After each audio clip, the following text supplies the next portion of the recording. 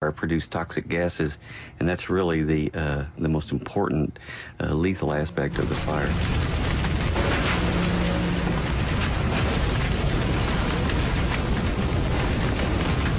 Basically, you just had to jump. So what I did was, I prayed quickly and I closed my eyes and jumped.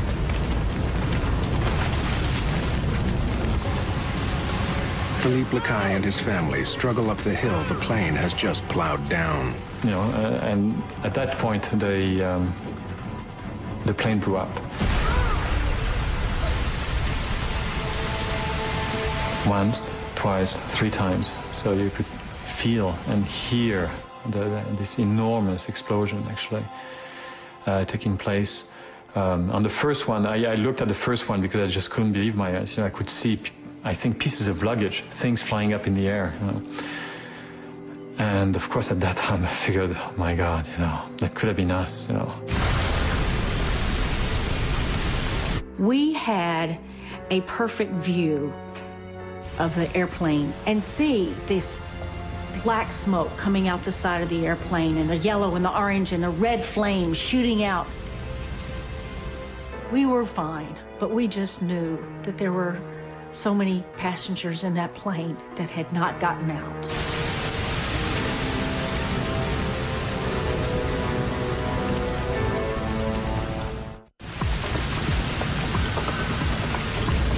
August the 2nd, 2005. An Air France flight has crashed off its runway in Toronto.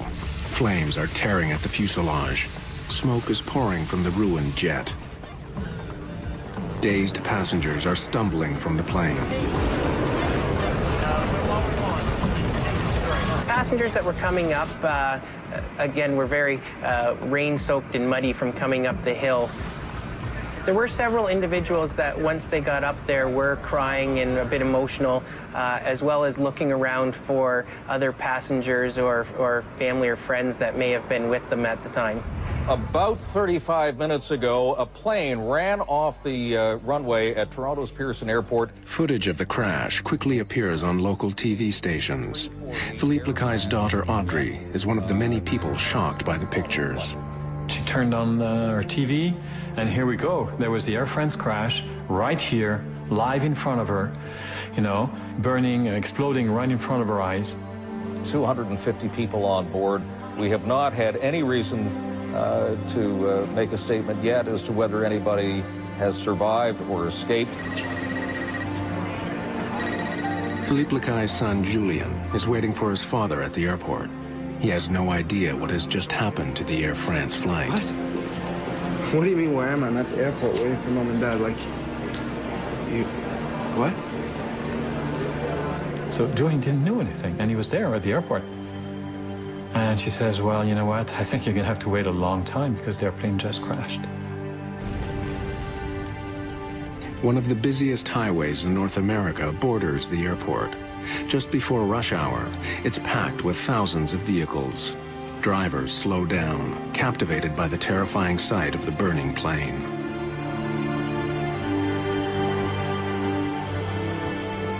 Some of the passengers who have escaped the plane stumble dazed and shaken right onto the edge of the highway. Passing motorists stop to take them to the airport.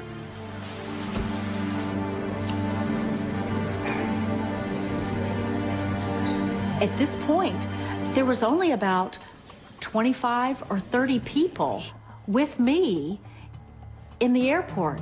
And here, you're also beginning to think, is this all there is? As people are brought in, officials struggle to account for all the passengers and crew. They were totally disorganized. There's no announcements being made. There's nothing of any kind of organization, and you're in this little crowded area with all the irate passengers waiting to be processed. Some people even said, the first disaster was the plane crash, and the second disaster is exactly how it was handled afterwards. Relatives wait desperately for any news.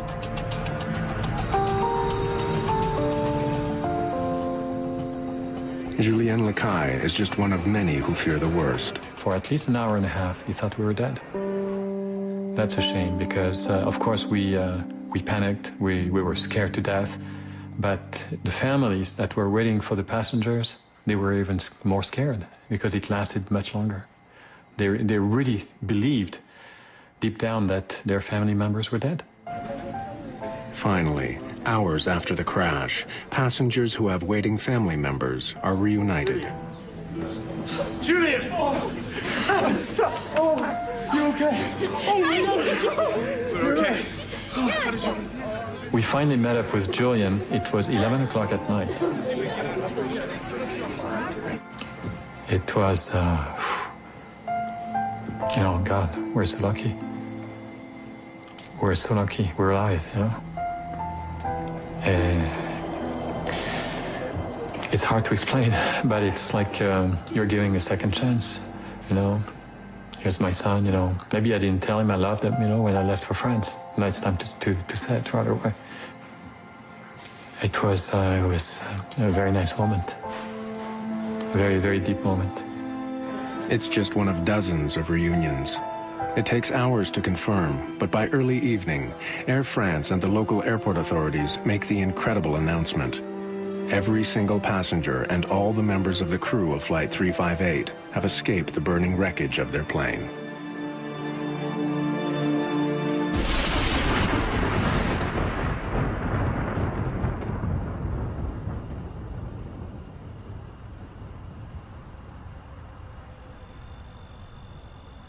The next day, smoke and charred wreckage are all that remain of Air France Flight 358.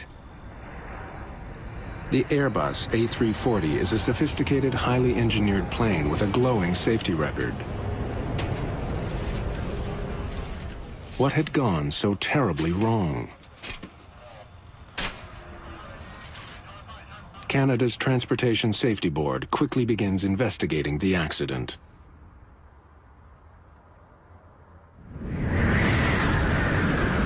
Landing, autopilot auto thrust off. Rain and lightning had been battering the airport all afternoon. Was it simply bad weather that caused this crash? Put it down! Put it down!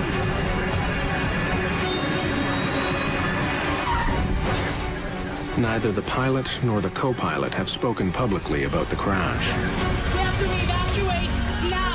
Citing lawsuits that were filed soon after, Air France has kept all of its employees who were on the plane from speaking to the media.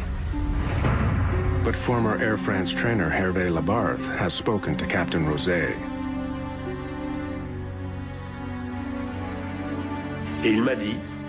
He told me that this is the crucial point, that he has control. More specifically, informed control that he had reached the point where he would have to consider diverting. What he told me is that control informed him that they would soon open the runway.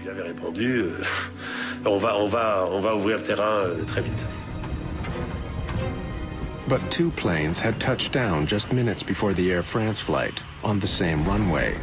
The crews of those planes did their best to inform air traffic control of the tricky conditions. Air France 358, this is Toronto Tower. Toronto Tower, Air France 358, go ahead. You are cleared to land runway 24 left. Be advised, preceding aircraft reports braking action is poor, and they estimate the surface winds near the runway as 290 degrees at 15 to 20 knots. Braking poor, 15 knots, gust. 20-knot winds are strong, but are within the allowable range for landing an A340. But when investigators study radar images of the airport, they discover quite a different story. As 358 landed, a sharp line of rain moved across the runway from north to south. It was driven by a sudden gust of wind of up to 33 knots.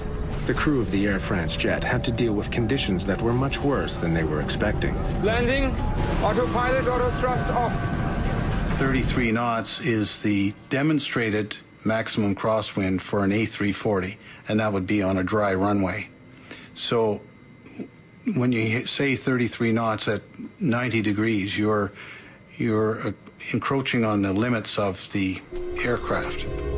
Closely studying the airport,